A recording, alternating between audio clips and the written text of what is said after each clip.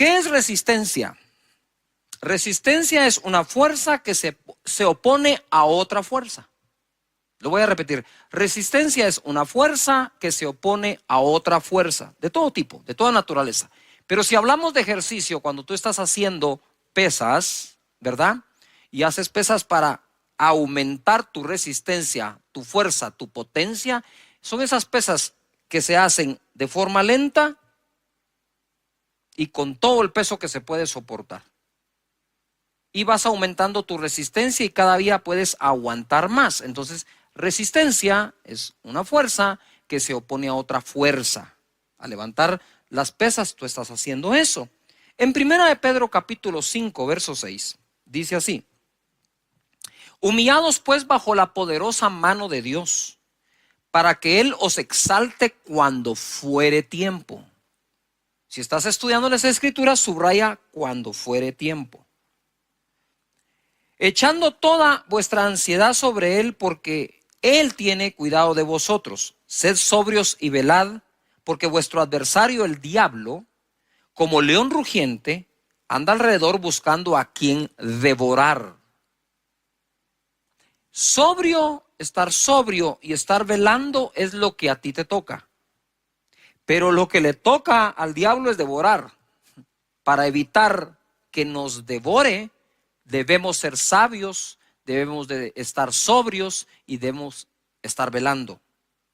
Verso 9, que es a donde quiero ir. Al cual resistid, resistencia, firmes en la fe.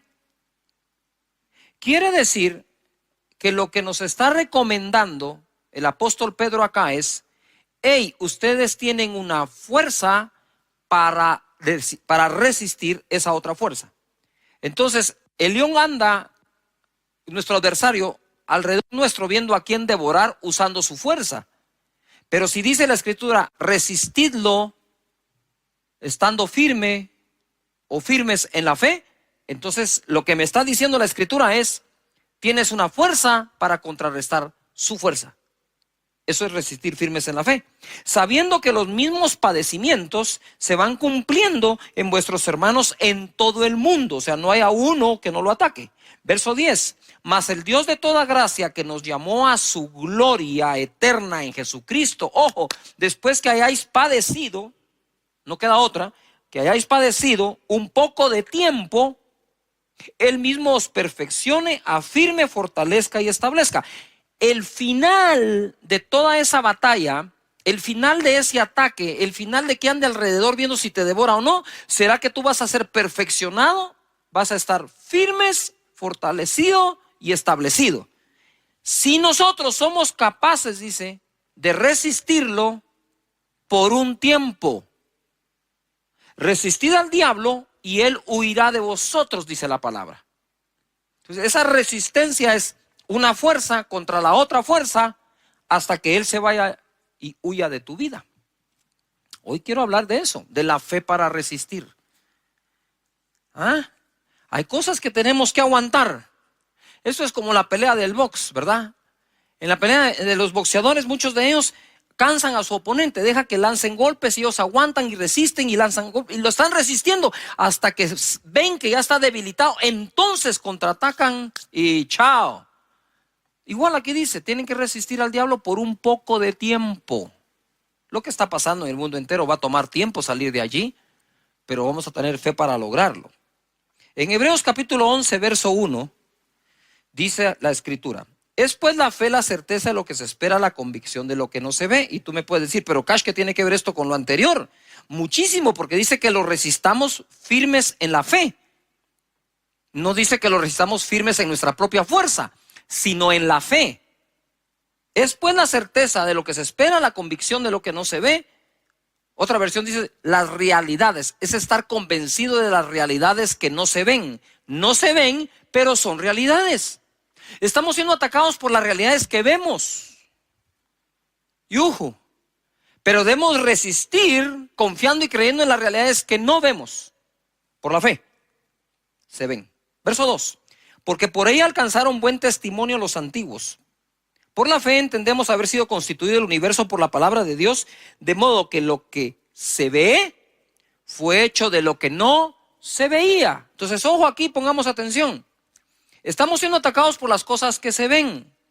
Y vamos a estar firmes resistiendo todo eso, creyendo en las realidades que no se ven. Pero ojo, pero pronto de lo que no ves, pero crees, será hecho lo que verás, lo llegarás a ver.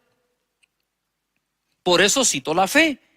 Y hablando de la fe, la Escritura me enseña que por la fe es que los antiguos alcanzaron buen testimonio. Ahora, si nosotros estamos en la era de la fe y de la gracia, pues deberíamos de ser tan exitosos y aún más que aquellos en aquella época. Todo lo que lograron, lo lograron por la fe.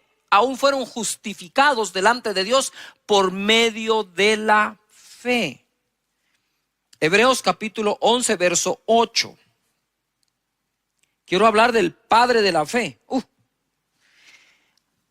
Abraham, cuando yo llegue al cielo por la gracia y misericordia de Dios, si me deja entrar, lo primero que voy a hacer, entre otras cosas, es conocer a todos estos que están en Hebreos 11. Y hay que empezar por el padre de esa fe, que es nuestro padre Abraham. Por la fe Abraham, siendo llamado, obedeció para salir al lugar que había de recibir como herencia y salió sin saber a dónde iba. Por la fe habitó como extranjero en la tierra prometida, como en tierra ajena, morando en tiendas con Isaac y Jacob, coherederos de la misma promesa, porque esperaba la ciudad que tiene fundamentos, cuyo arquitecto y constructor es Dios. Por la fe también Sara, siendo estéril, recibió fuerza para concebir y dio a luz aún fuera del tiempo de la edad, porque creyó que era fiel quien lo había prometido. Por lo cual también de uno, y ese ya casi muerto, salieron como las estrellas del cielo en multitud y como la arena innumerable que está a la orilla del mar. Debemos tener una fe para resistir, pero debemos tener una fe para recibir. Son dos cosas diferentes.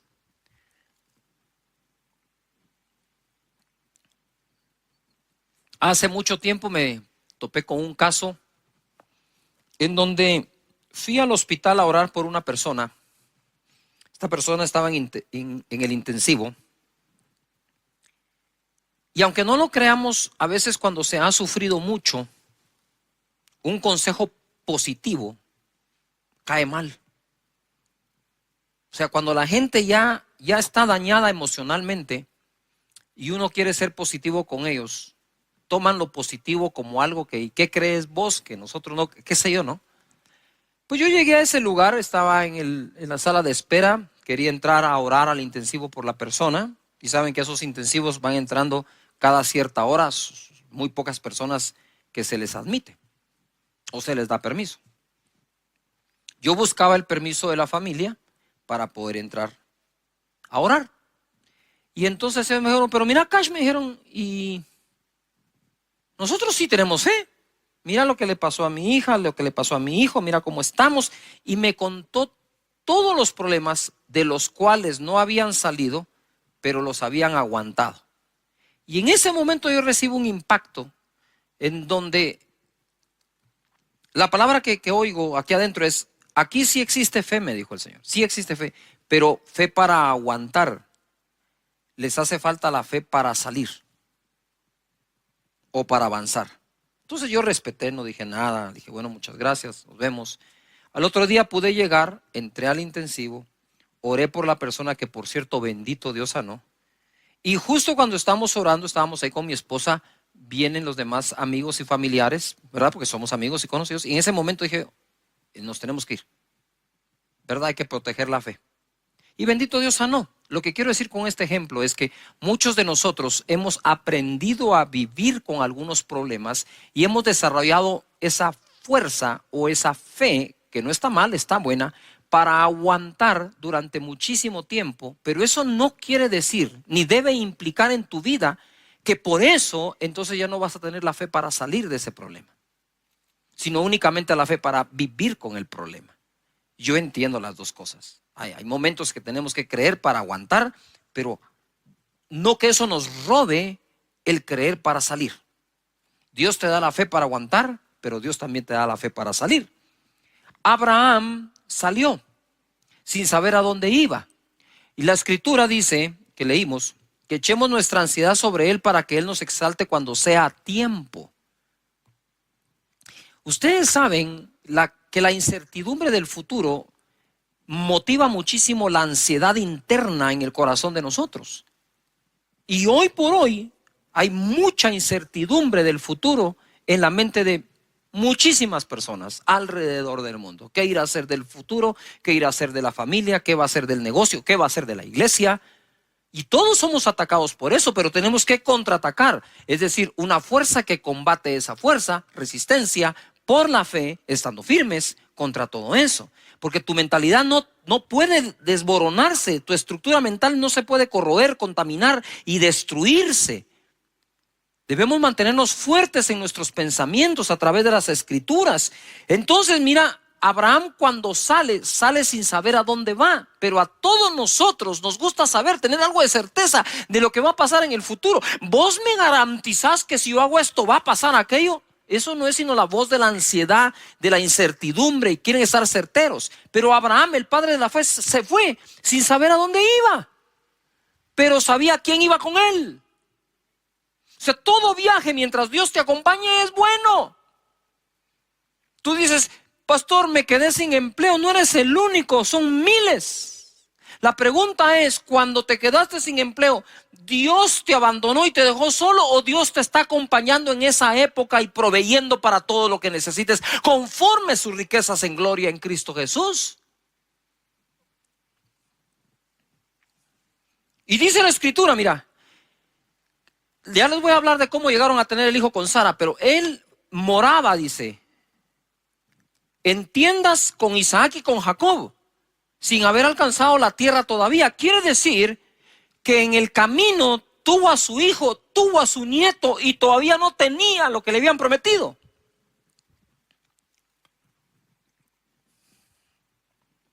Pero si tienes un destino a dónde ir, no hay manera de alcanzarlo si paras de caminar. Si paro de caminar y si me detengo, el destino no va a venir a mí. Yo tengo que seguir caminando para alcanzarlo. Sara recibió fuerza para concebir, porque creyó que era fiel quien lo había prometido. Y Abraham, ya casi muerto, de él salió una multitud. Yo escribí esto: hoy muchos tienden a querer asegurar su futuro antes de moverse hacia dicho tiempo. Exigimos demasiado la certeza de cosas antes de tomar decisiones.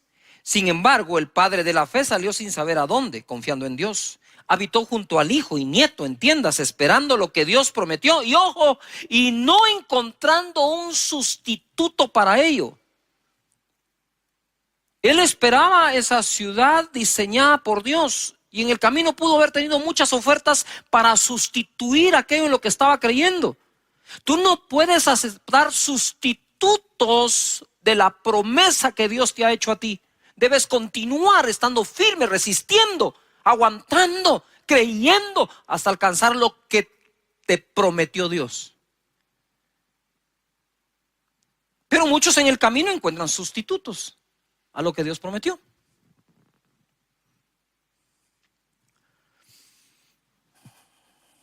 Tuvo su hijo cuando ya estaba casi muerto, es decir, tuvo fe para resistir mucho tiempo, pero también tuvo fe para recibir. Y Sara igual, tuvo fe para resistir mientras fue estéril, ojo, y tuvo fe para concebir cuando no tenía fuerzas. Porque una cosa es que era estéril, pero dice que ella recibió fuerzas para concebir. Son dos cosas distintas. Tenemos necesidad de desarrollar fe para el proceso. Ahora te cuento un poco el proceso. En Romanos capítulo 4 y verso 17. Como está escrito, eso subráyenlo: te he puesto por padre de muchas gentes delante de Dios, a quien creyó, el cual da vida a los muertos y ama las cosas que no son como si fuesen. Este es el proceso. Abraham no se llamaba Abraham, se llamaba Abram. Abram quiere decir el padre es exaltado. Viene Dios y le dice, ya no te llamarás Abram, te voy a poner esta H aquí en medio, te llamarás Abraham, que quiere decir padre de multitudes. Pero Dios llamó a Abraham padre de multitudes sin tener ni un solo hijo. Porque Él llama las cosas que no son como que si fuesen. Y es ahí donde tenemos que resistir a la burla y la argumentación que muchos tienen contra lo que nosotros creemos y nuestra fe. ¿Tú crees que Dios abrió el mar rojo? Ah, pues alguien se va a burlar y dice, ¿cómo se te ocurre? ¿Crees que Jericó se cayó dándole vueltas hasta que se derribaron los muros? ¿Ah? ¿Tú crees que Jesús sanaba enfermos de lejos, a los leprosos, y ni siquiera tocarlos, diciéndole que fueran al sacerdote? ¿Crees que Pedro caminó sobre el agua? Pues esas cosas a la mente de mucha gente son ridículas, y entonces nos tratan de ridiculizar en nuestra fe. Pues lo mismo le pasó a Abraham. Yo me imagino que Sara salía y le decía, hey Abraham, que traducido es, hey, padre de multitudes, porque eso significaba padre de multitudes, y todos padre de multitudes, ya está viejito. Ya no puede, sabemos que el otro es estéril, y encima de eso, orgulloso, ¿va? Prepotente, padre de multitudes. ¿Qué se cree este?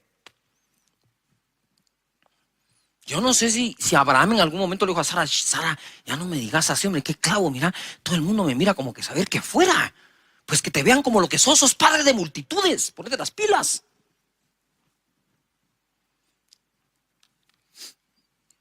Llama las cosas y lo puso por padre sin tener ni un hijo. Él ya te puso a ti por muchas cosas sin que todavía ocurran. Pero es que las cosas no pasan para que creo para que pasen. Te lo repito, las cosas no van a pasar para que creas, porque crees, van a pasar.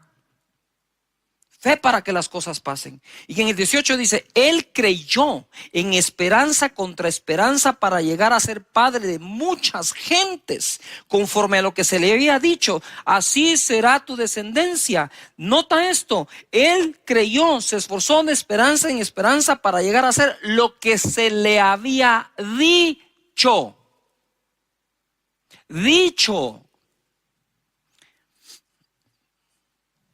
Yo podría decirles, miren mis hermanos, aquí la cosa se va a poner más fea. Espero que aguanten, ¿verdad? Ahí nos vemos en el año 2024, al rato ya salimos. No estamos para eso, las personas que tratamos de buscar a Dios para darte una palabra. Estamos para darte una palabra de fe, que la creas. Entonces él dice que se esforzó de esperanza contra esperanza. Hay una versión que fue escrita de otra forma, dice, él se esforzó de esperanza contra todas las demás esperanzas.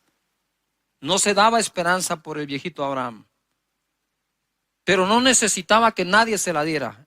Él sabía lo que creía y sabía en quién creía. Verso 19, y no se debilitó, yo subrayé la palabra debilitó, en la fe. Eso quiere decir que hay personas que ya se están debilitando en la fe. ¿Cómo? Te voy a enseñar cómo no se debilitó y qué hay que hacer para no debilitarte en la fe. Pongan atención, subrayen, escriban en el chat, no me debilitaré en la fe, no me debilitaré en la fe. ¿Cómo? De esta manera.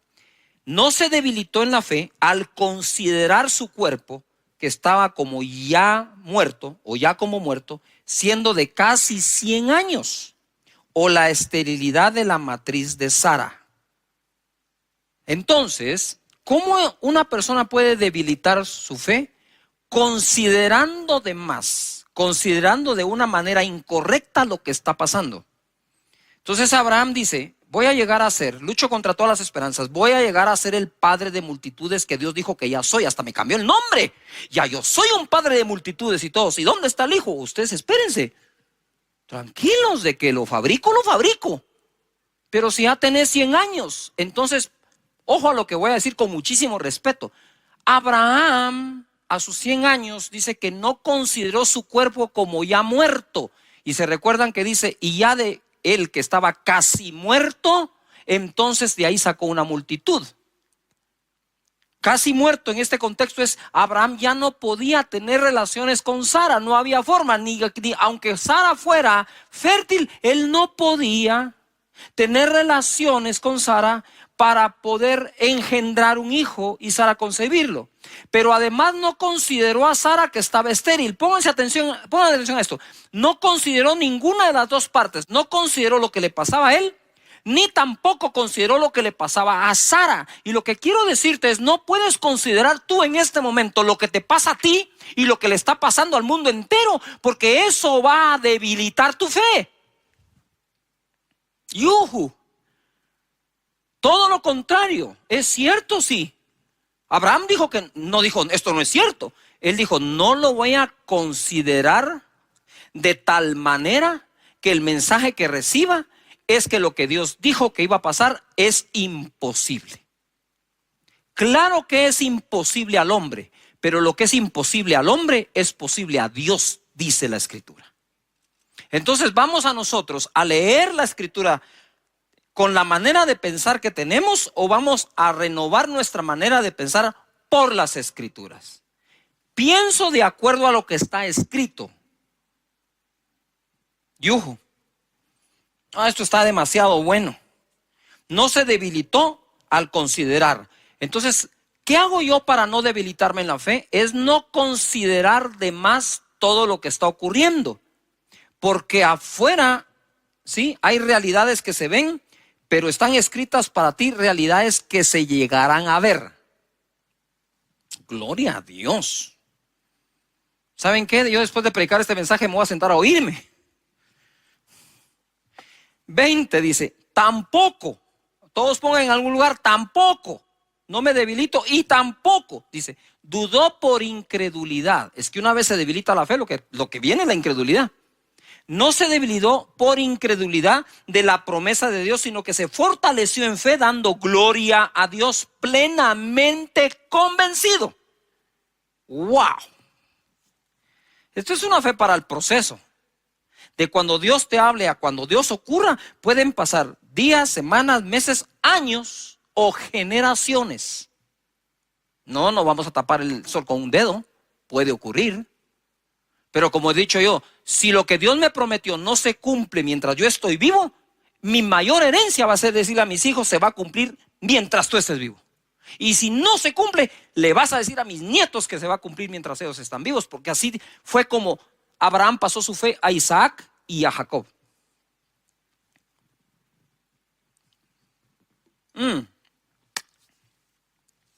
Plenamente convencido de que era también poderoso para hacer todo lo que había prometido, por lo cual también su fe le fue contada por justicia. Por Dios santo. Gloria a Jesús. La fe es lo que justifica. Saben, a mí me trauma Hebreos capítulo 11, en el buen sentido de la palabra. Porque me identifico tanto, porque en Hebreos 11 no hay una sola persona perfecta, ni siquiera cerca de la perfección, ni una sola. Y todos fueron justificados mediante la fe. En Hebreos capítulo 11, verso 17. Entonces ahora Abraham por fin se esforzó, llegó a ser padre de uno. Ahora tenía un hijo. Y ahora viene acá y dice, por la fe Abraham cuando fue probado. Muy bien. Primero puse fe para el proceso. Ahora escribe fe para la prueba. Porque tu proceso pareciera terminar cuando se cumplió una promesa, pero quizás después de cumplirse la promesa vendrá una prueba. Y dice, por la fe Abraham cuando fue probado ofreció, escribe la palabra ofrecer, ofreció a Isaac. El que había recibido las promesas, de nuevo, ofrecía su unigénito. Por eso es que yo le digo, subrayen la palabra ofreció, ofrecer, porque es clave, se está repitiendo. Fue probado, ofreció a Isaac su único al que ofrecía. Habiéndosele dicho, en Isaac te será llamada descendencia. Entonces, la descendencia, ¿de dónde iba a salir ahora? De Isaac. Dios le pide a Isaac y uno podría decir, no, momentito, ¿por qué me vas a pedir Isaac? Si Isaac fue lo que me prometiste, ya me lo diste y ahora Si tú me lo prometiste, me lo diste, ahora, ¿qué voy a hacer yo? Y estuvo dispuesto por una razón. Mira cómo crecía Abraham en fe. Habiéndosele dicho, en Isaac te será llamada descendencia, pensando, pensando, que circular eso, que Dios es poderoso para levantar aún de entre los muertos, de donde en sentido figurado también le volvió a recibir. Por la fe bendijo a Isaac a Jacob y Esaú respecto a cosas venideras. Ay, Padre eterno, no sé qué más decirles. Gracias, Señor Jesús, ¿verdad? Fe para el proceso, fe para la prueba, fe para volver. Lucas capítulo 22, verso 31. Dijo también el Señor: Simón, Simón, he aquí Satanás os ha pedido para zarandearos como a trigo, pero yo he rogado por ti que tu fe no falte. De nuevo, fe. Y tú, una vez vuelto, confirma a tus hermanos. Lo que quiero decir con esto es que probablemente personas que me están oyendo ahora ya perdieron algo o mucho. Pero quiero decirles que estamos orando para que tu fe no falte, y una vez vuelvas, una vez te recuperes, una vez te vuelvas a levantar, sirva lo que pasaste para testificar a los demás y afirmar a tus hermanos, tu familia, tus amigos, tus hermanos en Cristo. Entonces desarrollamos fe para el proceso, fe para la prueba, fe para volver. El colmo de los colmos de la fe es que el escritor de la ley caminó por fe y no por la ley. Te lo voy a leer así rápido porque esto es importante. Hebreos 11:23 dice: por la fe Moisés, cuando nació, fue escondido por sus padres por 3 meses, porque le vieron niño hermoso y no temieron el decreto del rey. Por la fe Moisés, hecho ya grande, rehusó llamarse hijo de la hija de Faraón, escogiendo antes ser maltratado con el pueblo de Dios que gozar de los deleites temporales del pecado, teniendo por mayores riquezas el vituperio de Cristo que los tesoros de los egipcios, porque tenía puesta la mirada en el galardón. Mirada, esta es la clave aquí, mirada. Por la fe dejó a Egipto, no temiendo la ira del rey, porque se sostuvo como viendo al invisible. Paren allí. En el verso 26, quisiera que subrayes o encierres o hagas lo que seas, remarques, mirada.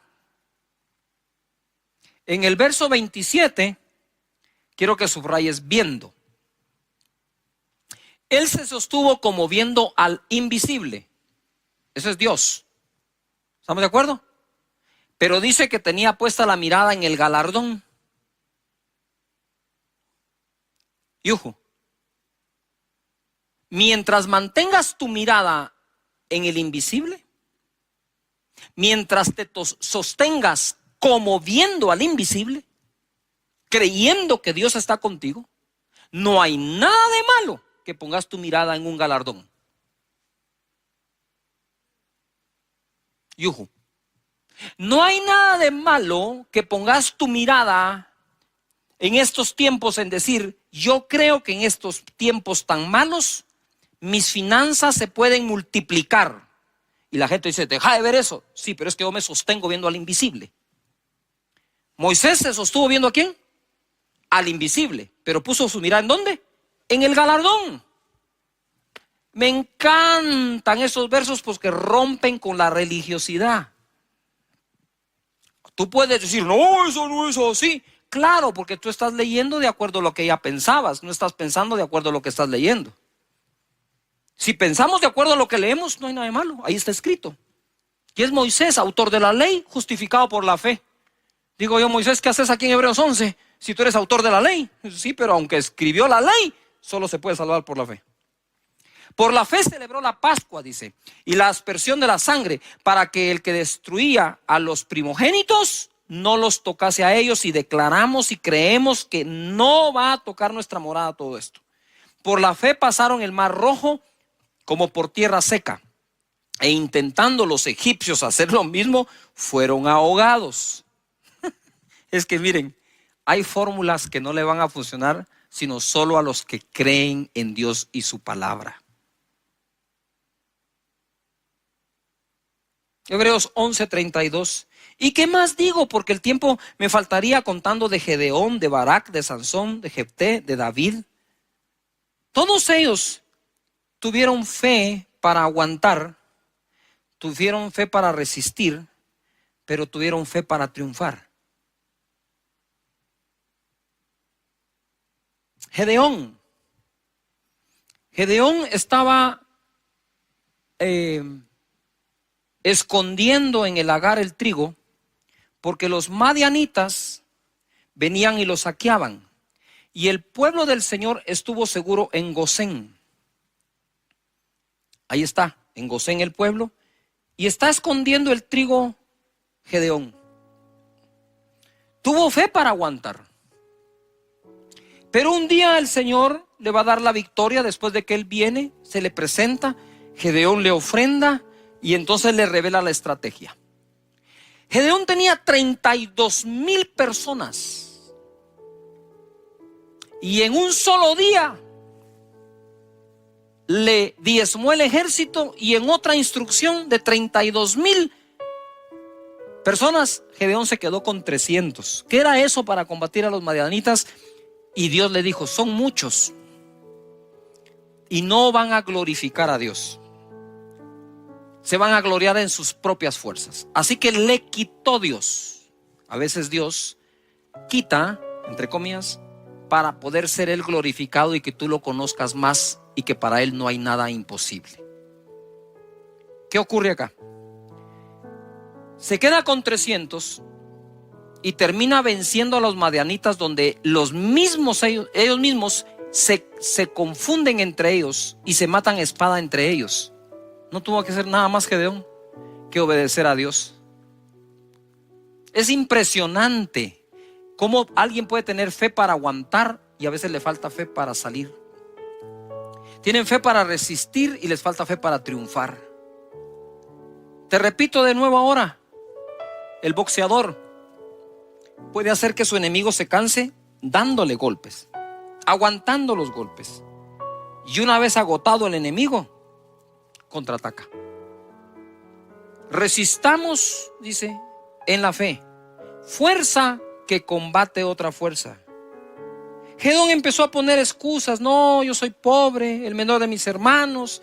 Pues si dice la Biblia que todo el pueblo empobrecía, no había nada extraordinario en que lo fuera también. Pero Dios los sacó de pobre a conquistar la tierra de Madián. Fe para triunfar. Y en Hebreos capítulo 11, porque es lo que estuvimos leyendo, verso 4, se registra la primera obra de fe que la humanidad hizo. La primera obra de fe que la humanidad hizo. Verso 4. Por la fe, Abel ofreció a Dios más excelente sacrificio que Caín, por lo cual alcanzó testimonio que era justo, dando Dios testimonio de sus ofrendas, y muerto aún habla por ella. Si ofrendar no fuera importante, ¿por qué la primera obra de fe que se registra, que la humanidad hizo como tal, fue la ofrenda de Abel, que fue mejor que la de Caín? Y por eso Dios lo bendijo a tal punto que Caín vino a matar a su hermano por envidia. Y dice la escritura que aquella ofrenda todavía habla delante de Dios. Sí hay que tener fe para aguantar, pero debemos tener fe para el proceso. Debemos tener fe para poder salir, para la prueba, para volver, porque todos los hombres en Hebreos 11 eso hicieron. 1 Corintios capítulo 15, búscalo allí, mientras en el verso 57, mientras te doy un avance de esto. Miren, es tanta la información que estamos recibiendo de lo malo que ocurre, de las personas infectadas, de las personas que fallecen. Es tanta la información que recibimos del desempleo que puede existir, de la crisis que hay, la economía está golpeada, 70% de la población ya fue afectada económicamente, que tenemos que tener mucho cuidado con el manejo de esa información dentro de nuestra mente y qué tipo de pensamiento puede llegar a afectar. Porque la Biblia dice que lo que el hombre piensa, eso es él. También dice la Escritura que nuestras armas en la milicia son poderosas en Dios, no son carnales, para derribar argumentos, altivez, todo lo que se levanta en contra del conocimiento de Dios, llevando cautivo todo pensamiento a la obediencia de Cristo Jesús. Por lo tanto, lo que pensamos es muy importante. Y estamos ahora no solo peleando una batalla o contra un virus o contra los problemas económicos. La batalla más grande que quizás estés peleando en este momento es la batalla de la mente. Entonces, en 1 Corintios 15, 57 dice, o se nos enseña, mas gracias sean dadas a Dios que nos da la victoria, y por favor subrayen la palabra victoria o enciérrala en un círculo, por medio de nuestro Señor Jesucristo. Lo primero que tenemos que tener claro es que nosotros somos más que victoriosos en aquel que nos amó. Y esa palabra victoria es algo que debes escribir en algún lugar, que debes subrayar en tu Biblia o marcar en tu escritura digital. La cosa es que tienes que tener presente esa palabra, victoria. Empieza a utilizar esa palabra lo más que puedas. Entonces, sigue así. La Escritura nos sigue enseñando. Así que, o como consecuencia, así que, hermanos míos amados, estad firmes y constantes, creciendo en la obra del Señor siempre, sabiendo que vuestro trabajo en el Señor no es en vano. ¿Qué es lo que quiero decir? Es, mientras sigamos contando las historias que no son de victoria, porque no creo que en esta época todas las historias sean de fracaso. Hay historias, muchas historias que son de victoria. Entonces yo digo, ¿por qué no empezamos a buscar todos los testimonios posibles dentro de nuestra gente? Hay muchísimos. Nosotros no solo escuchamos oraciones, escuchamos testimonios y aprovechando que estamos hablando del tema, puedes ir a casadedios.org y escribir tu testimonio, que es lo que glorifica a Dios. Ojo, nuestros problemas no glorifican a Dios. Es la fe que tenemos en Él y su palabra para salir del problema. Y temo por algunos que están entrando en el modo de fe para aguantar y se están olvidando de ponerse en modo de fe para salir. No es lo mismo tener fe para aguantar un problema que tener fe para salir del problema. Nos urge movernos a un modo de fe para salir y no solo para aguantar. Si te acostumbras a solo aguantar, pronto será tu nuevo normal el andar aguantando. Y si bien es cierto, hay que aguantar, hay que resistir, pero es creyendo que vas a salir. Entonces, en los casos de victoria, dice, me recuerdo, dice, o nos enseña la victoria que Dios nos dio en Cristo Jesús, así que por eso debo estar firmes. Quiere decir que los casos de victoria nos inspiran a estar firmes, a ser constantes y a seguir creciendo, sabiendo que nuestro trabajo no es en qué, en vano. Debemos buscar testimonios de victoria. Escríbelos, coméntalos, agarra tu celular, manda un testimonio de victoria a tu grupito del chat. Les quiero contar, que bendito Dios, tuve este milagro, me pasó esto, me pasó lo otro.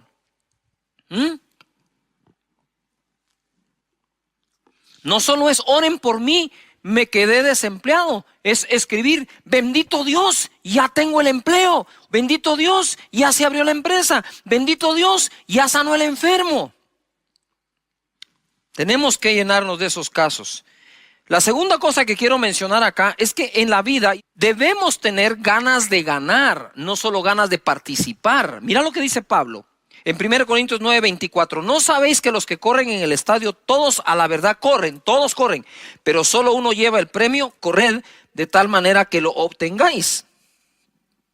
Ojo en esto, lo decía hace unos días. qué importante es distinguir o discernir, entender, comprender de qué tipo de carrera está hablando. Está hablando de la carrera que haces en la mañana o que haces en una faja o el ejercicio para mantenerte bien, en forma, quemar calorías, quemar grasa, o está hablando de la carrera competitiva.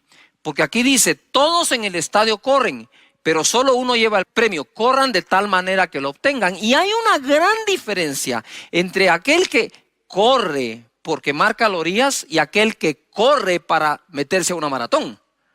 O sea, el hombre que va a correr o la mujer que va a correr una maratón se prepara de diferente forma, duerme de diferente manera, come de diferente manera, pero además de eso adquiere un conocimiento extra.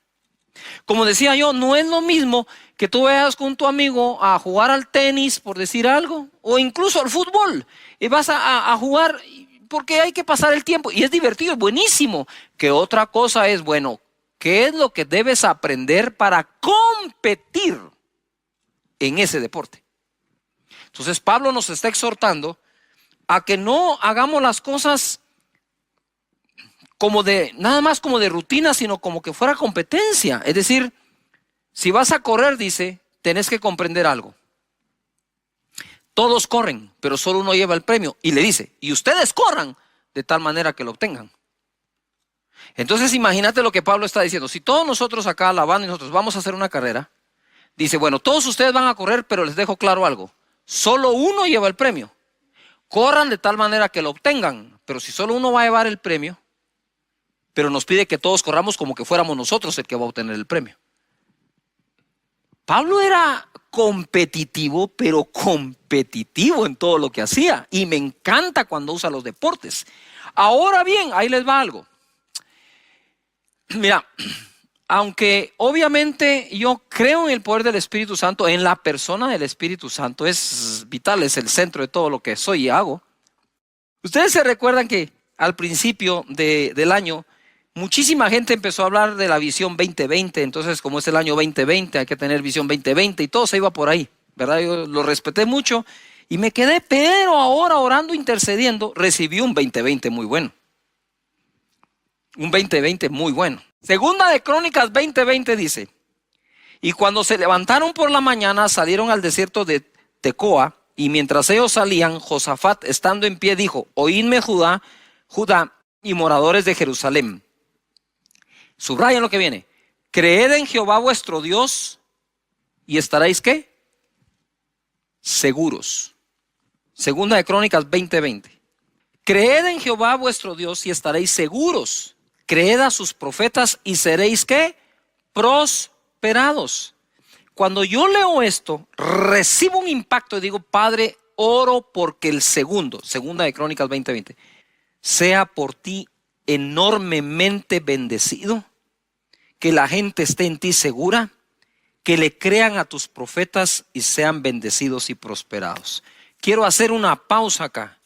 ¿Cuántos que están en casa conectados quieren junto con su servidor creer? Vamos a ver la mano de Dios moviéndose de forma poderosa, sobrenatural, bendiciendo las vidas, bendiciendo los cuerpos con salud, bendiciendo la economía de cada persona. Mis hermanos, puede estar pasando muchas cosas en el mundo, pero tú tienes que comprender que tú crees en Dios y sus escrituras.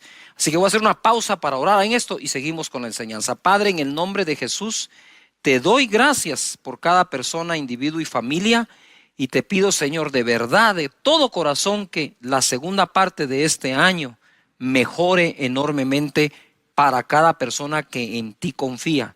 Y aunque alrededor nuestro puedan haber muy malas y muchas noticias de ese tipo, vamos a creer en las buenas tuyas, Señor. En el nombre de Jesús, amén.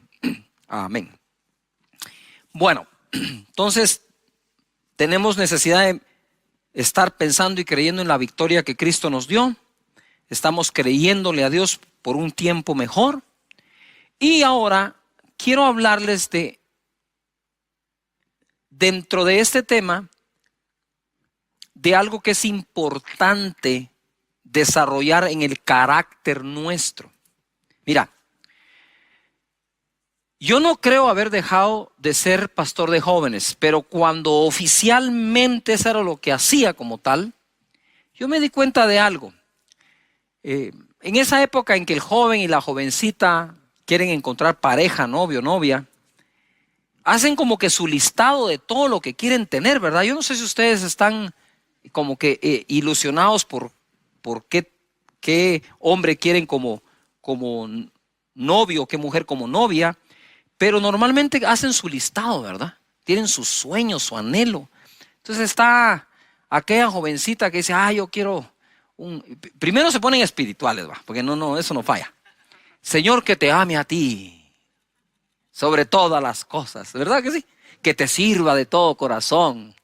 Pero de ahí tienen su listado. A mí me gusta alto, moreno, rubio, ojos claros, ojos oscuros. Y que trabaje y que sea, ¿verdad? Que sea esforzado, y hacen todo su listado. Pero digo yo, y yo le enseñaba a los jóvenes, antes de hacer el listado de lo que quieres recibir y que la pareja tenga, haz el listado de lo que tienes que ofrecer. Yujo.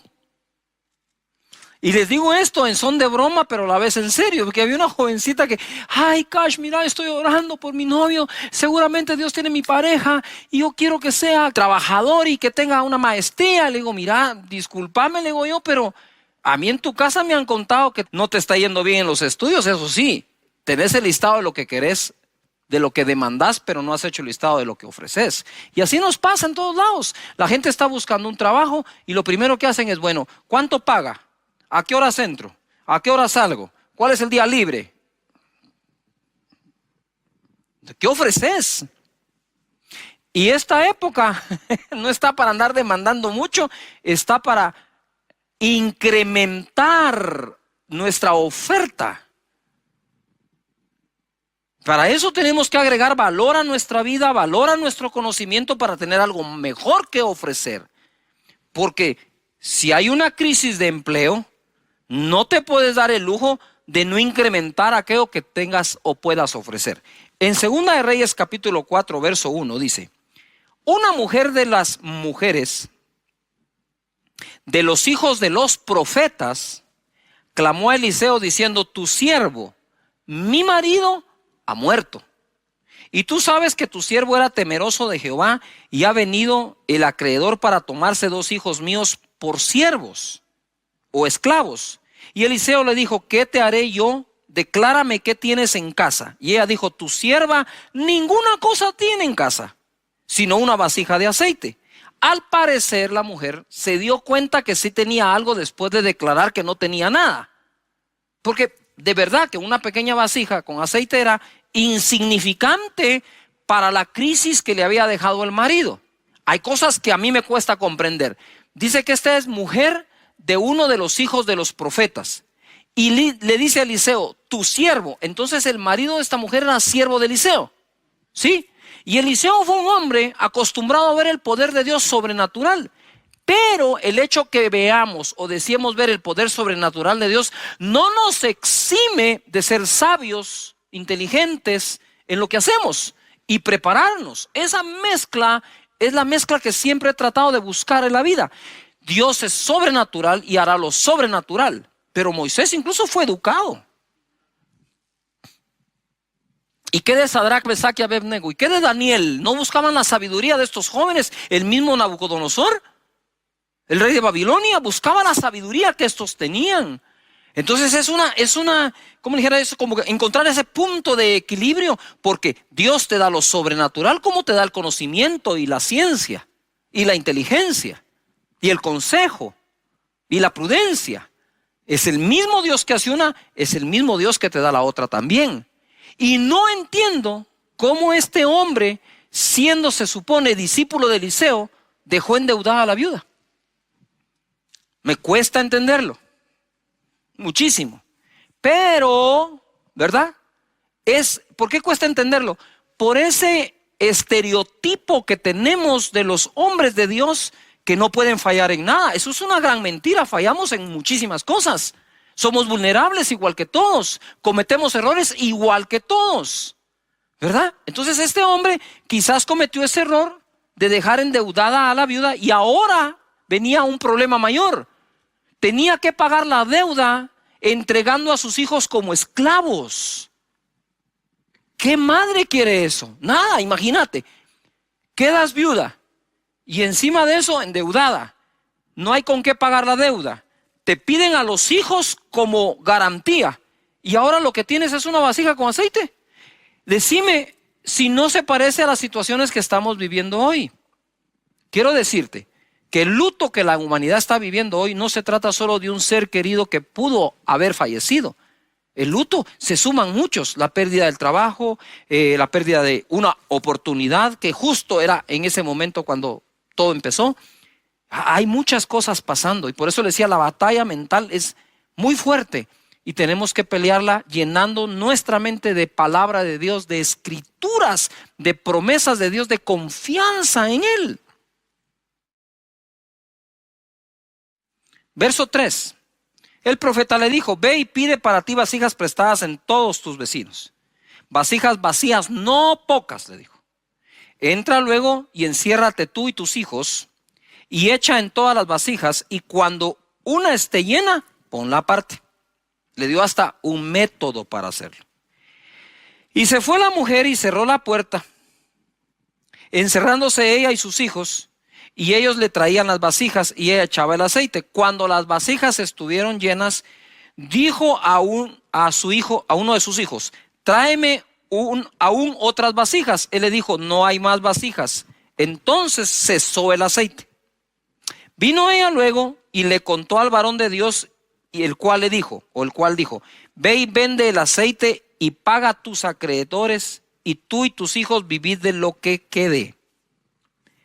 ¿Ya se dieron cuenta ustedes la combinación entre lo sobrenatural que ocurrió?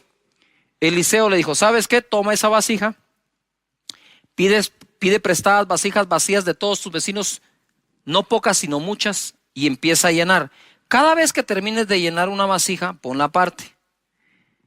Y entonces cuando ya llenaron las que tenían, la mujer le dice al hijo, a uno de ellos, ve y trae más vasijas, y al hijo, ya no hay vasijas, se acabaron. Entonces dice él, cesó el aceite. Y viene el profeta y le dice, bueno, ahora vende todas. Eso es una instrucción. ¿Qué es lo que a la gente no le gusta? A la gente le gusta, el milagrote, pero las instrucciones ya no. Y es ahí donde la cosa ya no funciona. Entonces la instrucción es, vende las vasijas, paga la deuda. Y con lo que quede, vive tú y tus hijos. Pero ¿qué hace la gente hoy? Todo lo contrario. ¿Verdad? Toman para vivir como quieren y a ver si queda para pagar la deuda. Totalmente al revés de lo que el profeta dice. Ahora entendemos lo que hace un rato dije. Crean los profetas y serán ¿qué? Prosperados. ¿A quién le creyó aquella mujer? Al profeta Eliseo. ¿Y qué ocurrió? Ocurrió el milagro, pagó la deuda y le quedó para vivir. Hay que ser sabios en el manejo del presupuesto. Hay que ser sabios en el manejo del presupuesto. Todo el tiempo debemos serlo. Ahora ojo acá. Me impresiona que el marido de aquella mujer no pudo hacer en vida por ella lo que Dios hizo habiendo quedado viuda usando solo una vasija de aceite. Lo que no pudo hacer el marido, lo hizo Dios. Mira, quizás tú ya encontraste muchas razones para fracasar. Así que más te vale encontrar una para triunfar. ¿Quieres que lo repita? Quizás ya encontraste muchas razones para fracasar, pero más te vale buscar una para triunfar. Aquella mujer estaba desamparada y en una situación difícil. No acomodes tu fe a lo que está pasando. Que lo que está pasando se empiece a acomodar a tu fe, a lo que le crees a Dios. Salmo 46:1 dice, Dios es nuestro amparo y fortaleza, nuestro pronto auxilio en la tribulación o en las tribulaciones. Por tanto, no temeremos aunque la tierra sea removida y se traspasen los montes al corazón del mar. No temeremos, dice, aunque la tierra entera sea removida y los montes se tiren al mar, ¿Por qué? Porque Dios es nuestro amparo y nuestra fortaleza, nuestro pronto auxilio en las tribulaciones.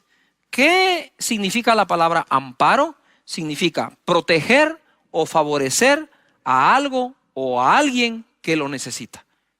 Él es nuestro amparo. Él es nuestra fortaleza. Él es nuestro socorro en las tribulaciones. ¿Quién socorrió a aquella mujer? Fue Dios. ¿Quién amparó a aquella mujer? Fue Dios. ¿Cómo es posible que teniendo aún al marido en vida, no lograron nunca pagar las deudas y ahora que estaba sola, sí las pagó? ¿Qué pudo haber fallado si el marido de ella era uno de los hijos de los profetas? ¿Qué pudo haber fallado allí? ¿Ah? ¿Será que siendo uno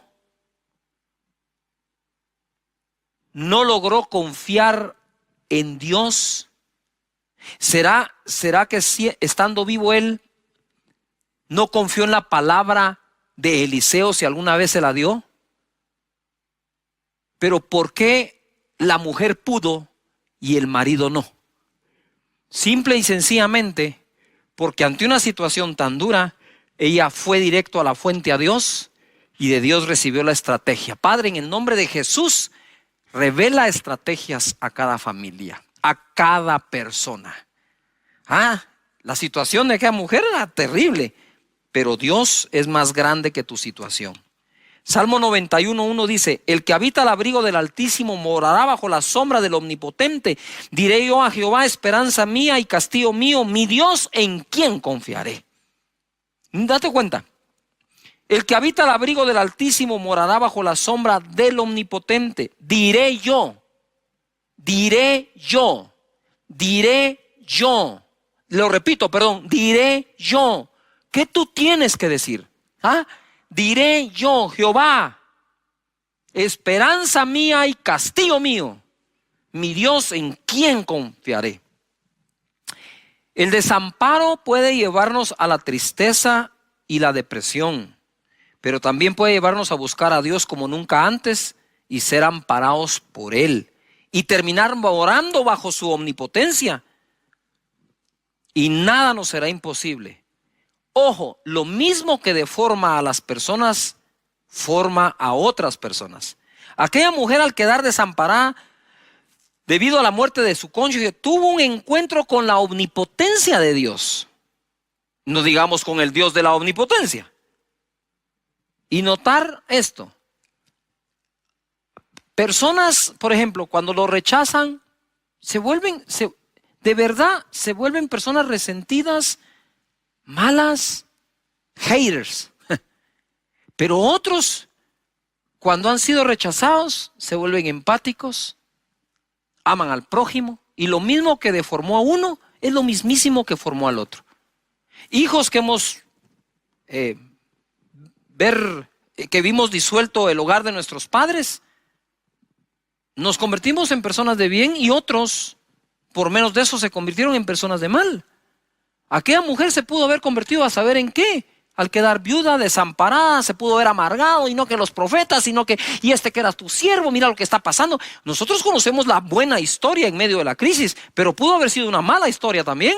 Eso va a depender de la reacción que tú tengas ante todo lo que está pasando a tu alrededor. Lo que ofrecemos ensancha nuestro camino. Proverbios 18:15 dice: el corazón del entendido adquiere sabiduría, y el oído de los sabios busca la ciencia. La dádiva del hombre le ensancha el camino y le lleva delante de los grandes. Adquiere sabiduría y ciencia, dice. Mas la dádiva, ¿qué es lo que dice? La dádiva del hombre le ensancha el camino. En Proverbios 3:16, ¿qué es lo que debes adquirir? Proverbios 3:16 dice: largura de días está en su mano derecha, en su izquierda riquezas y honra. El contexto es: bienaventurado el hombre que adquiere sabiduría y obtiene inteligencia, porque entonces tendrá largura de día en su mano derecha, riquezas y honra en la mano izquierda.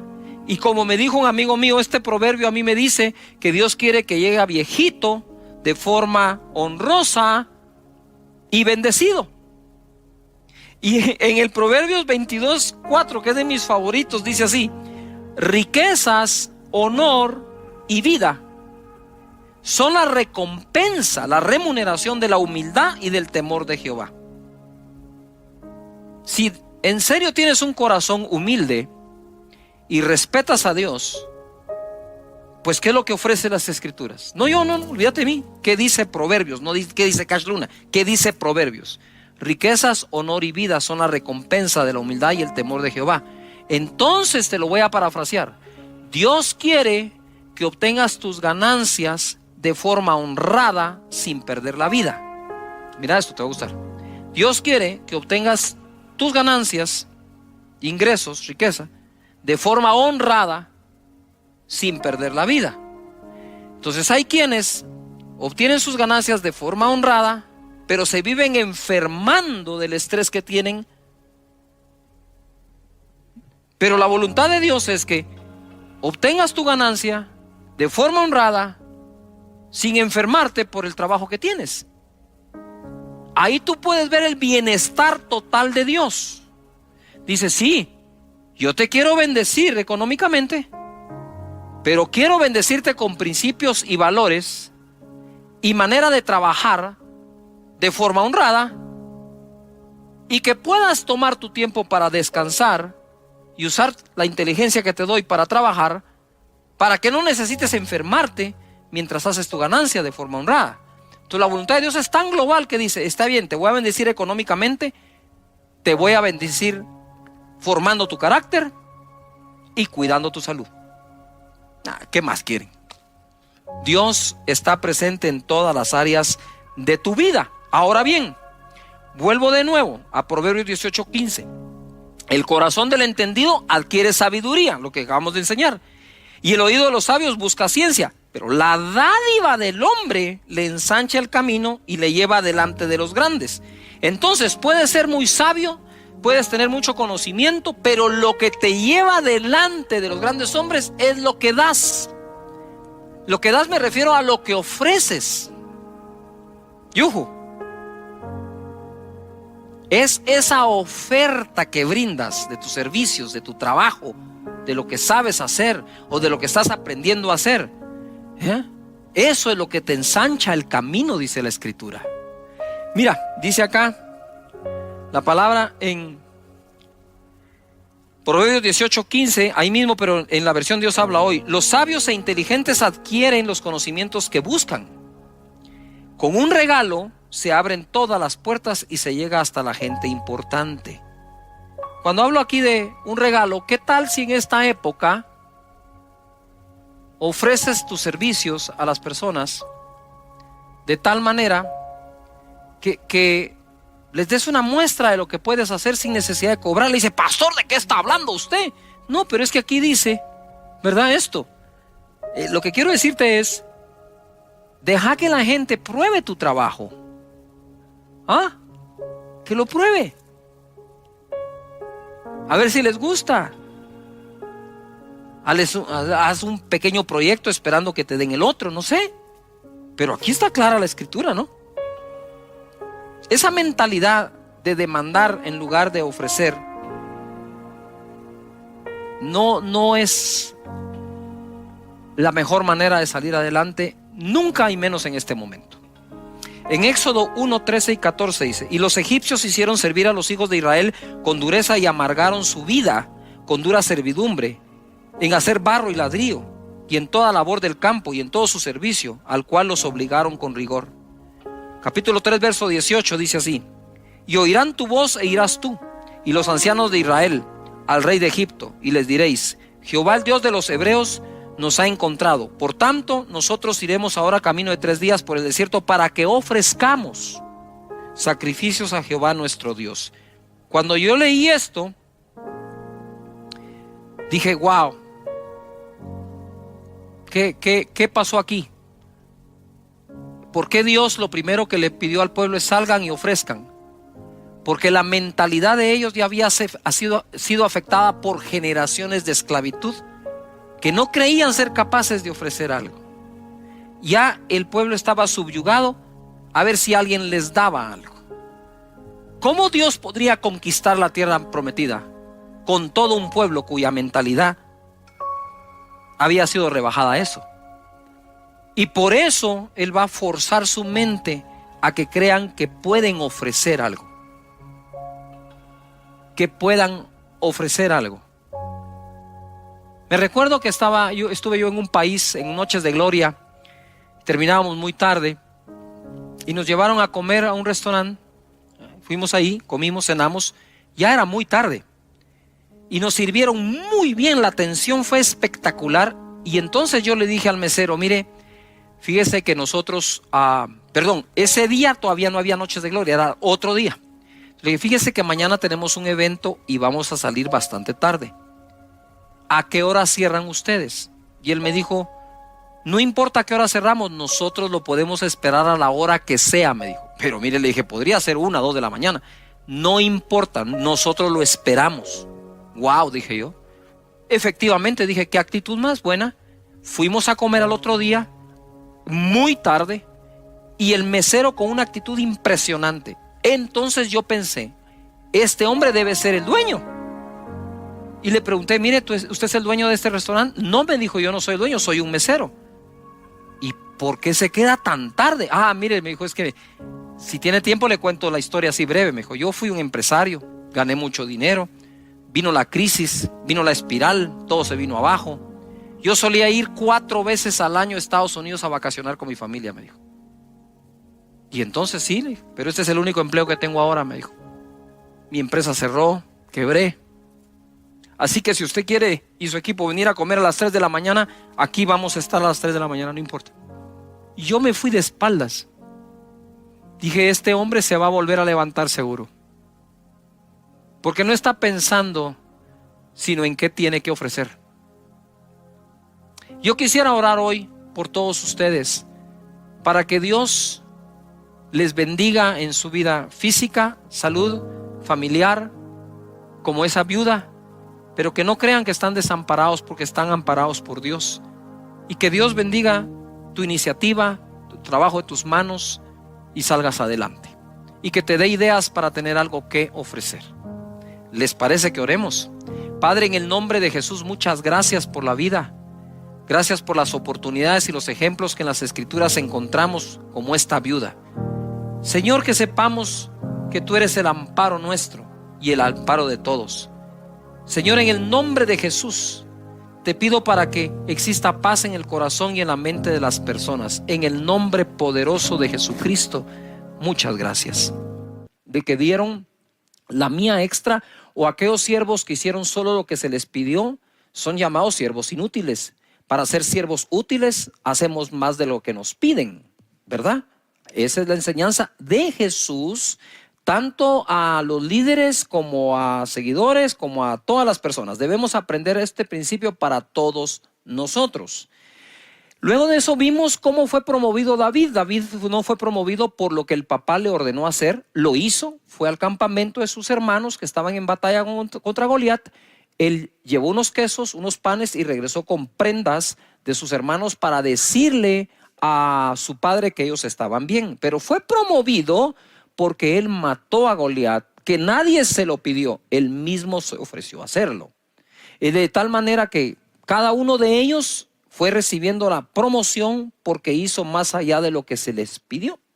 Entonces ahora quiero, habiendo resumido un poco esto, continuar ese mensaje que dimos. En Génesis capítulo 22, verso 8, ustedes se recordarán que tuvimos o tenemos la historia de Abraham cuando Dios le pide a su hijo y va a subir el monte para sacrificarlo. Entonces ahora ya me voy yo a ese momento en que sube con su hijo Isaac. Y respondió Abraham, porque le dice a Isaac: ¿y dónde está el cordero o lo que vamos a sacrificar? No lo veo por ningún lado.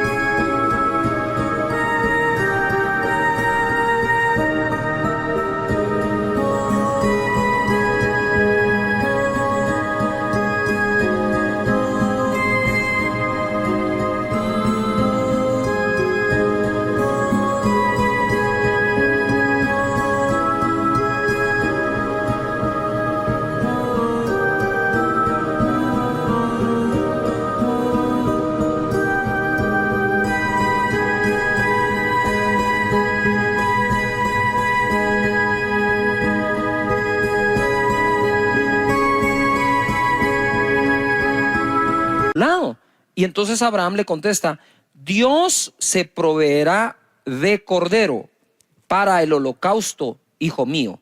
E iban juntos. ¿Tú te imaginas para Abraham subir el monte y contestarle al hijo: Dios se proveerá cordero para el sacrificio, tú tranquilo, hijo mío?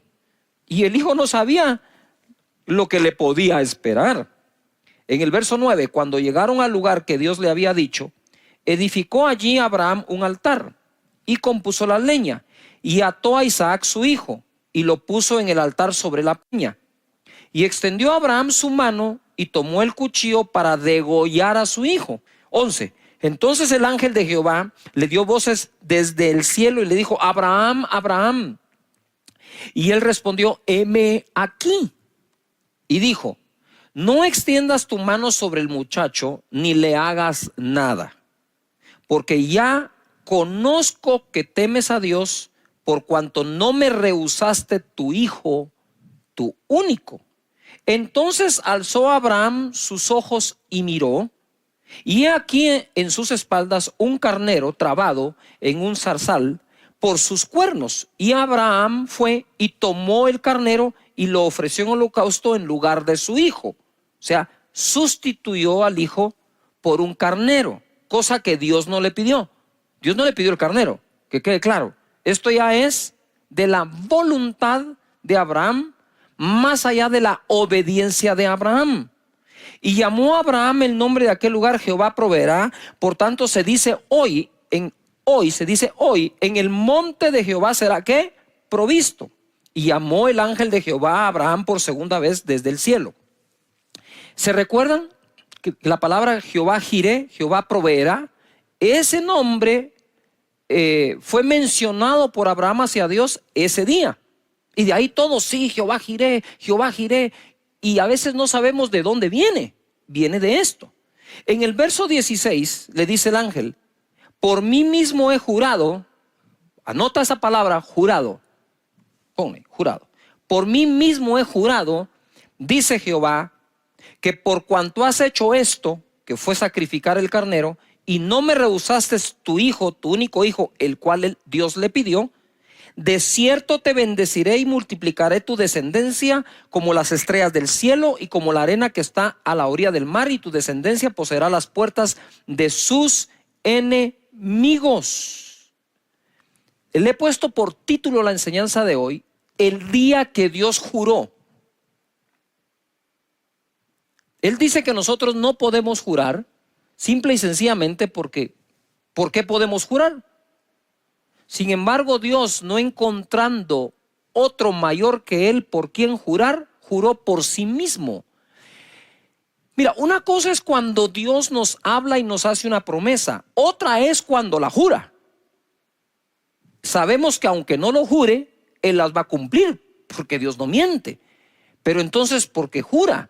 Dice que el juramento se pone para el final de toda discusión, como para decir: mira, te estoy pidiendo que me creas y por lo tanto te lo voy a jurar. Eso lo hace Dios. Nosotros los hombres, dice Él, no juréis, pero Él sí lo hace. Ahora, aquí quiero que noten algo que es bien importante.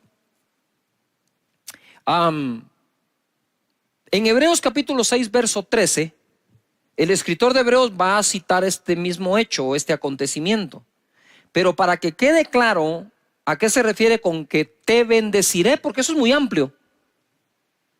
O sea, Dios te bendiga, eso es muy amplio. No sé si me explico. Otra cosa es, por ejemplo, cuando le dijeron a María: y bendito sea el fruto de tu vientre. Entonces, cuando Hebreos o el escritor de Hebreos va a citar esto, dice de esta manera o lo escribe de esta forma. En el verso 6 del capítulo, en el verso 13 del capítulo 6.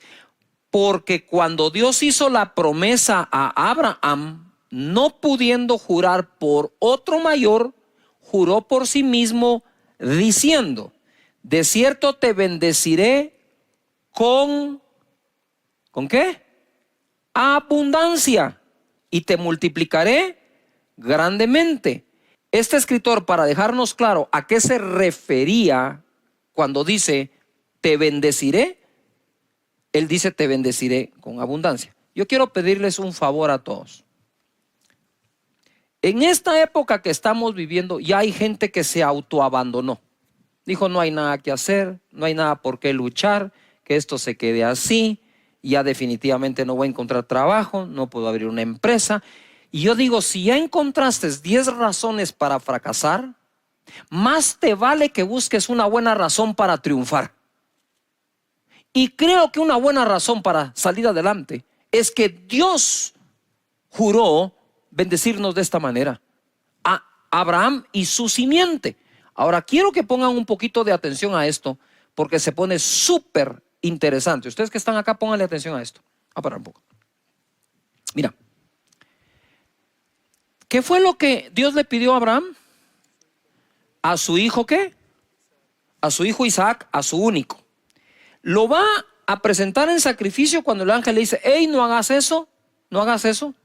Ya yo sé que temes a Dios al no rehusarle al hijo único. Entonces él voltea a ver, encuentra al carnero trabado en un zarzal, lo toma y lo sacrifica en lugar del hijo. Entonces, por la fe se dio por sacrificado Isaac, ¿verdad? Pero aunque no lo sacrificó, pero es un carnero el que sacrifica. Y le dice Dios, por cuanto hiciste esto de sacrificar al carnero, pon atención, y no rehusarme a tu hijo, de cierto te bendeciré con abundancia y multiplicaré tu descendencia. Ojo, porque esto se pone interesante y fenomenal. A mí me palpita algo aquí adentro. Dios hizo de Abraham un hombre muy rico y lo hizo un gran ganadero. ¿Se recuerdan? Eso surge del sacrificio del carnero. Le dice, te bendeciré con abundancia. Se refería a la multiplicación de ese carnero. Y multiplicaré tu descendencia. ¿Por qué tu descendencia? Porque le ofreció a su hijo. Entonces iba a ser bendecido en su descendencia e iba a ser bendecido en todo lo que significaba o representaba el carnero. Pero nosotros debemos ser sinceros con Dios y decirle, Señor, me urge que bendigas la economía de mi casa, de mi hogar, de mi empresa. Ustedes saben que solo en Guatemala, según las noticias nos dicen, el 70% de la población ya fue afectada económicamente. Si pretendemos salir de forma natural, es difícil que lo logremos, pero si nosotros vamos delante de Dios como fue Jacob, ¿sí? Como fue Abraham, como fue Isaac, que de hecho somos tan bendecidos como ellos, porque el libro de Gálatas dice que la bendición de Abraham nos fue dada a los gentiles en Cristo Jesús. En ese monte donde ocurrió eso, no porque fue al monte y dijo, voy a subir al monte a hacer una declaración. No, él no subió a hacer al monte una declaración, él subió al monte a ofrecer. Y ofreció a su hijo, a quien le dijo, hey. Dios no ha pedido sacrificios humanos, solo hizo para probar a Abraham. Era su único. Y al ponerlo ahí, Dios le dijo, voy a multiplicar tu descendencia por cuanto no me negaste al hijo. Y te voy a bendecir con abundancia por cuanto sacrificaste el carnero. Las dos cosas, el carnero eran el trabajo, el negocio, digamos, al que Abraham se dedicaba. Y el hijo su descendencia. Dios bendiga nuestra descendencia y bendiga nuestro trabajo. Así que escríbelo. Dios bendice mi descendencia. Dios bendice el fruto de mi trabajo. Escríbelo allí. ¿Esto está bueno o no? Va. Entonces, a eso lo puedes unir acá. 2 Corintios 9:10 dice. 2 Corintios 9:10. Y el que da semilla al que siembra y pan al que come, proveerá y multiplicará vuestra sementera y aumentará los frutos de vuestra justicia. Por favor, si pueden ustedes circular, subrayar o escribir en algún lugar la palabra sementera. ¿Qué es lo que Dios va a multiplicar? Ok, Él va a proveer y multiplicar ¿la qué? Sementera. ¿Sí o no? ¿Dónde está qué? La semilla.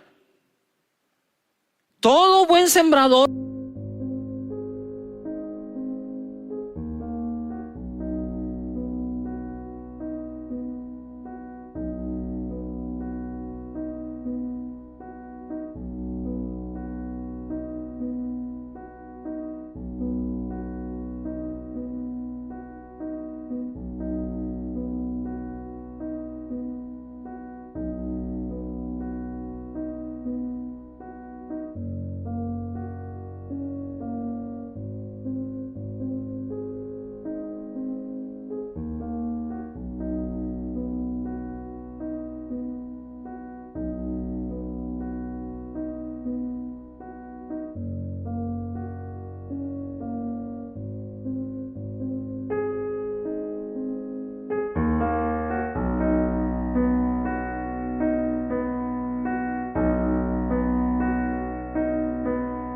sabe que debe escoger su mejor semilla si quiere tener su mejor ¿qué?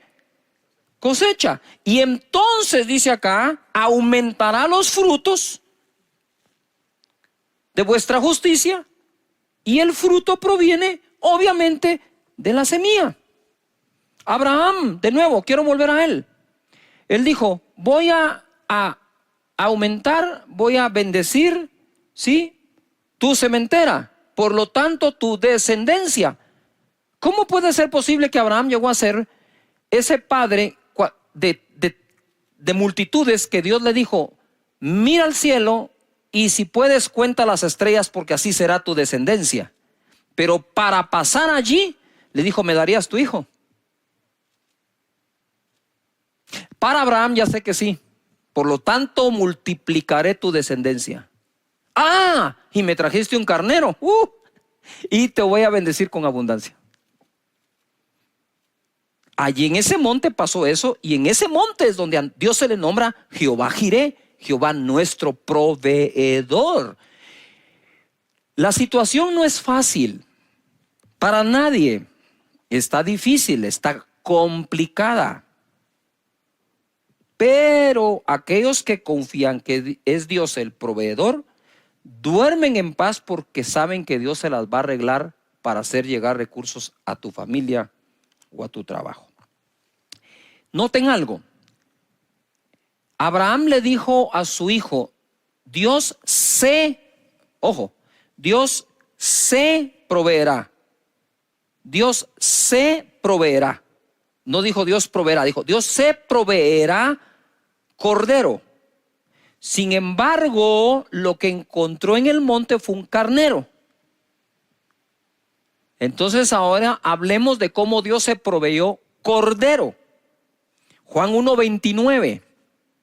El siguiente día vio Juan a Jesús que venía a él y dijo, he aquí el cordero de Dios que quita el pecado del mundo. Ahora sí, Dios se proveyó ¿qué? Cordero. Mira, él exigía el cordero sacrificado para el perdón de pecados. Esos corderos los traían y el sumo sacerdote se encargaba del sacrificio. Pero aquí Dios se está proveyendo a él mismo su propio cordero para perdonar los pecados de todos nosotros. Es aquí donde se cumple. Dios se proveerá cordero, porque es el cordero de Dios, no el cordero de los hombres para Dios, sino el cordero de Dios para Dios. Wow, esto a mí me llena de emoción porque Jesús es nuestro Señor y nuestro Salvador y derramó su sangre por todos nosotros.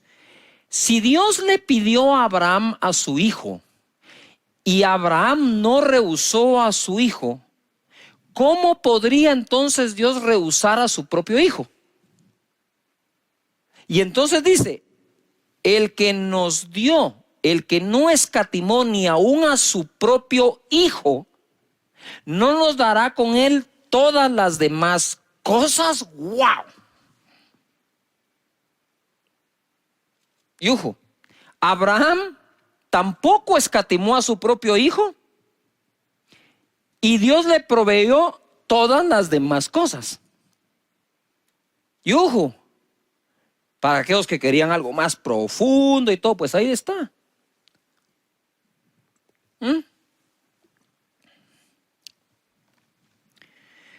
Es impresionante lo que ocurre con Jesús, Cordero sacrificado.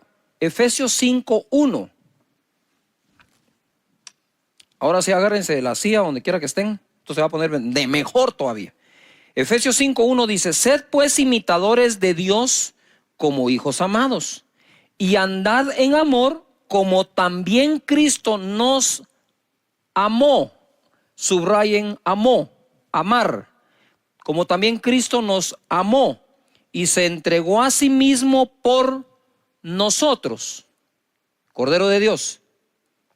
Lo que viene, por favor, subráyalo, porque esto te va a quitar algunas cosas que en la mente quizás te han puesto, personas que sin leer tan solo dan opiniones.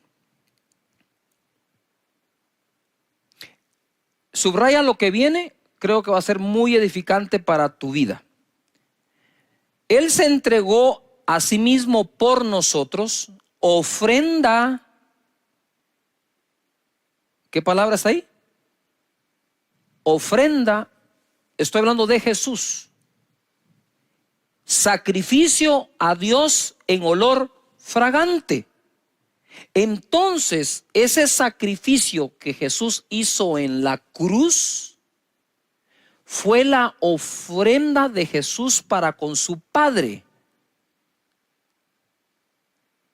El equivalente a lo que Abraham iba a hacer con Isaac. Dios no lo dejó, dijo, si no me rehusó su hijo Abraham, viene Dios y no nos rehúsa a su propio hijo. Mira, una cosa es creer en el sacrificio que Jesús hizo, y otra cosa es ver el amor de Dios de haberlo entregado por nosotros.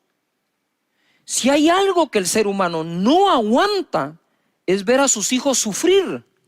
Yo quisiera que nos pusiéramos a pensar por un momento qué vivió, qué sintió, por qué pasó Dios Padre cuando vio a su hijo en la cruz del Calvario. Es que nosotros, como leemos el verso y lo hablamos, hoy estaba yo orando al Señor y le decía, Padre, yo quiero orar a ti. Y cuando oro normalmente uso los versículos porque me amparo en lo que está escrito para que mi oración sea más eficiente o más eficaz delante de Dios. La oración eficaz del justo puede mucho. Entonces le digo, antes de empezar a hablarte, Señor, yo sé que cito tu palabra cuando oro, pero no la quiero citar como que te estuviera predicando. Ya. Sino la quiero citar como aquel que la está creyendo, que te estoy creyendo a ti. Y mientras leía este verso decía, Señor, ¿qué pudo haber sentido el Padre de ver a su hijo en la cruz del Calvario?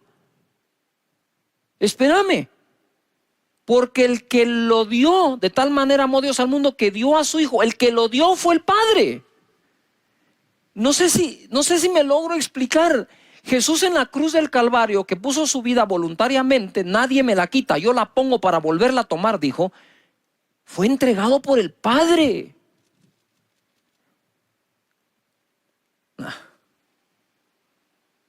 Ver a tu hijo sufriendo en la cruz, o ver a tu hijo sufriendo y saber que tú lo entregaste. No estoy hablando que tú lo traicionaste, ese fue Judas. Eso es otra cosa.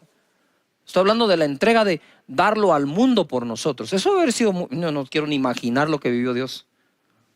Claro, él sabía que si Abraham creía que al entregar a su hijo Dios era capaz de devolvérselo de entre los muertos, ¿cómo no lo habría de creer el Padre de Jesús, sabiendo que sí habría de resucitar? Pero aunque vaya a resucitar, no podés obviar y quitar de en medio su sacrificio y su sufrimiento.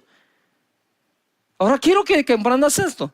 Dice Efesios que Él se entregó a sí mismo como ofrenda en olor fragante, un sacrificio acepto a Dios. En otras palabras, ¿qué fue Jesús en la cruz? La ofrenda que Dios mismo se proveyó. Yo digo, Padre, pero si nosotros podemos ofrendarte, ¿por qué te tenías que proveer tu propia ofrenda? Y ahora tiene sentido cuando Él dice, Él da semilla al que siembra. Él es el que la da. Él es el que la provee. No le damos a Dios nunca nada que Dios no nos haya dado antes. Si le vamos a dar algo a Dios es porque Él ya lo dio a nosotros. Mira lo que dice Filipenses capítulo 4 verso 15. Y sabéis también vosotros, oh filipenses, que al principio de la predicación del Evangelio, cuando partí de Macedonia, ninguna iglesia participó conmigo, ninguna iglesia participó conmigo en razón de dar y recibir, sino vosotros solos. No podemos esperar que todos comprendan esto, porque el mismo Pablo dijo, ninguna participó conmigo, solo una. Solo una tenía ese entendimiento en aquel entonces, los filipenses. Y no es que busque dádivas, sino que busco fruto que abunde en vuestra cuenta. Pero todo lo he recibido y tengo abundancia, estoy lleno, habiendo recibido de Epafrodito lo que enviasteis, olor fragante, sacrificio acepto, agradable a Dios. El mismo calificativo que le dio al sacrificio de Jesús en la cruz, sacrificio agradable a Dios en olor fragante, es el mismo calificativo que le da a nuestras ofrendas. Entonces, mientras algunos te pueden criticar por hacerlo, juzgar, señalarnos, perseguirnos, Dios dice, no. Eso es sacrificio agradable a mí en olor fragante. Lo que enviasteis. Y cuando dice enviar, como que estamos en esa época, ¿no? De buscar la manera de enviar la ofrenda. El 19 es la palabra que te tengo acá. Mi Dios pues suplirá todo lo que os falta conforme a sus riquezas en gloria en Cristo Jesús. Mi Dios pues suplirá todo lo que os falte conforme a sus riquezas en gloria en Cristo Jesús. Y aquí quiero hacer una pausa en esto y quiero regresar a cuando estaba diciéndoles, cuando oro le digo, Señor, voy a usar las escrituras, las uso, Señor, tu palabra dice, ¿verdad? Pero no como predicándole a Él, sino como recordándome en lo que estoy creyendo.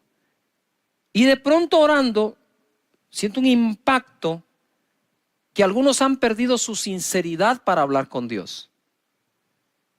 Tú puedes decir, bueno, esto se acabó, hay que cerrar el negocio. Sí, pero no la provisión. Y como que, ahora vamos a ver qué pasa. Señores, no entren en ese estado. Esto va a durar más tiempo.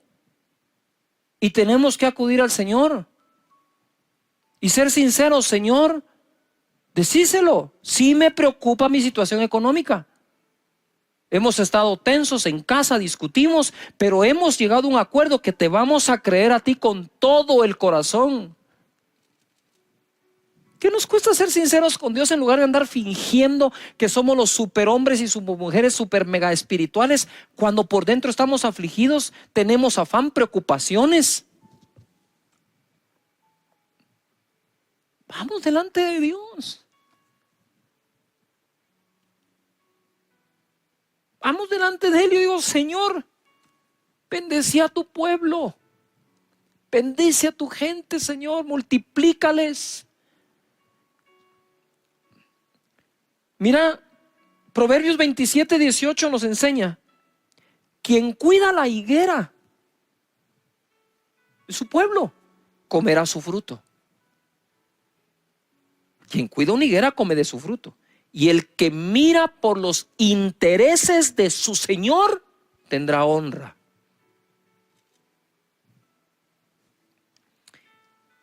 Y quiero irme a esta historia porque vimos cómo Jacob combatió al espíritu de Labán que le bajaba el salario y lo dejaba sin nada y reinventó su manera de procrear a los carneros, a las cabras y las ovejas, y Dios bendijo la reinvención. Y así pudo combatir a Labán.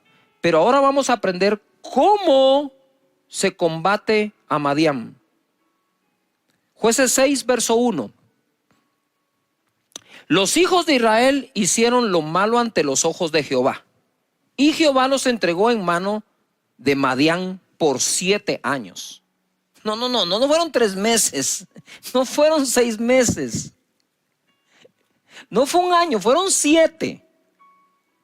Y la mano de Madián prevaleció contra Israel, y los hijos de Israel, por causa de los madianitas, se hicieron cuevas en los montes y cavernas y lugares fortificados. Pues sucedía que cuando Israel había sembrado, subían los madianitas y los amalecitas, y los hijos del oriente contra ellos subían y los atacaban. y acampando contra ellos destruían los frutos de la tierra hasta llegar a Gaza. Y no dejaban que comer en Israel ni ovejas, ni bueyes, ni asnos, porque subían ellos y sus ganados y venían con sus tiendas en grande multitud como langostas, y ellos y sus camellos eran innumerables. Así venían a la tierra para devastarla. De este modo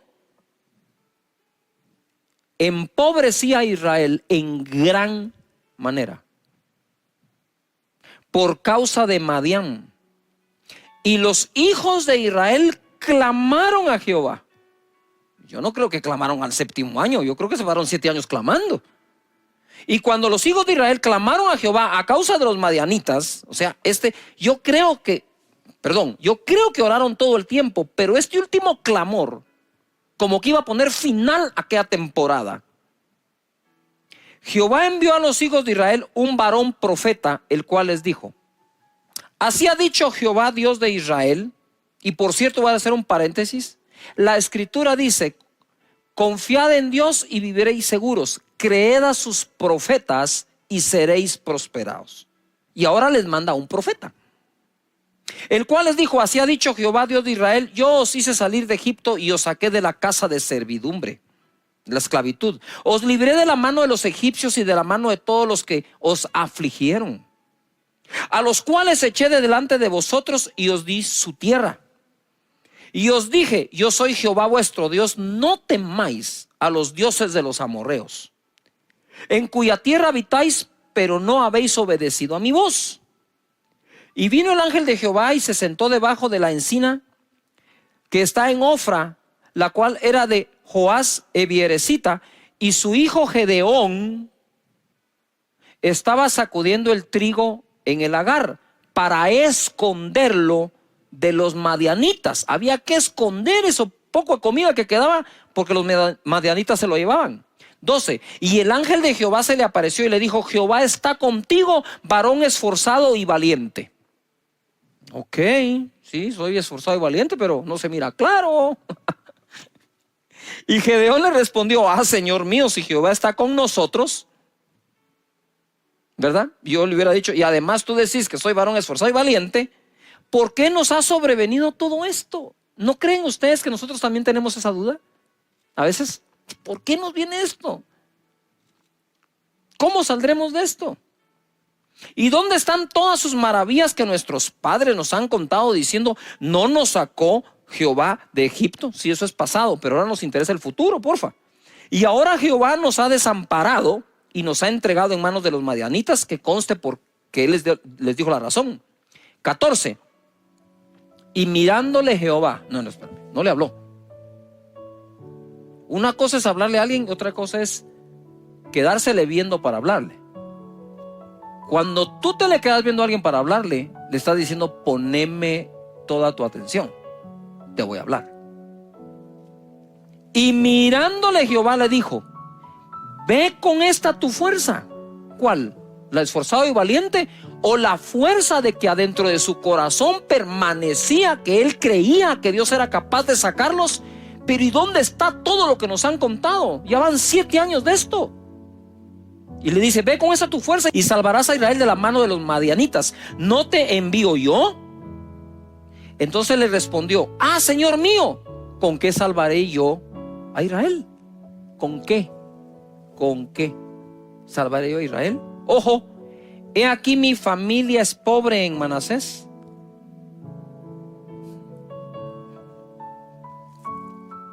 Y yo el menor de la casa de mi padre. Pregunto, a ver, estudiantes.